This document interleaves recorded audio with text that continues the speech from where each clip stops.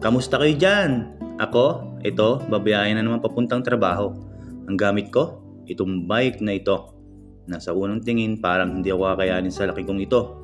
Bike culture ang mga tao dito kaya mula 100 kg, palagay ko, matatapyasan ako dito. Uwi pa ata akong madyo ng Pinas dito Buriin nyo, papasok at pabalik ay bike lang ang kulang-kulang na 1 oras. 6 AM ang pasok ko kaya umaalis ako dito ng 4 AM para makapagpahinga pa sa company bago mag-start ng trabaho. Kaunting pasilip sa sitwasyon ng pag-alis ko sa madaling araw. So sa parting ito, may mga ilaw pang bahagya pero mamaya, imagine nyo na lang na yung dinadaanan ko ay sa bike lang manggagaling ang pinakaliwanag. So ito na, kung mapapansin nyo, puro mga puno lang at walang mga kable ng kuryente sa kabahang ito.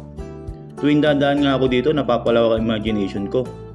Kung nakapanood kayo ng Wrong Turn, parang ganito yung datingan ng lugar na ito, kung saan na lang basta-basta na lang may manghihila sa'yo.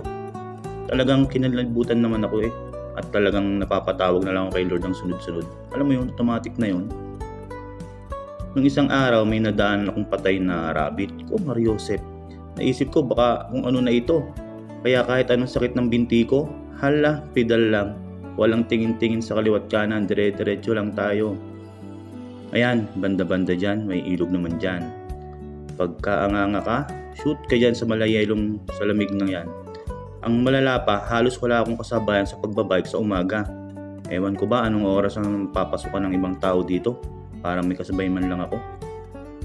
Pang-4 na araw na itong ginagawa ko. At sa totoo lang, yung unang araw ko para akong tatarangkasuhin.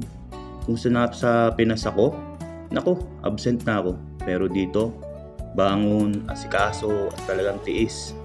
Di biro ito kala nyo lang, magbike ka ng pagkalamig-lamig at hindi pa din ito.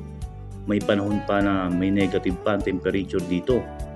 So, samahan nyo ako sa araw-araw na journey ko dito sa Belgium. Sa ngayon, bukod sa pamilya ko, ito na lang muna talaga nagpapaalwan sa buhay ko. Pero salamat pa rin sa Panginoon.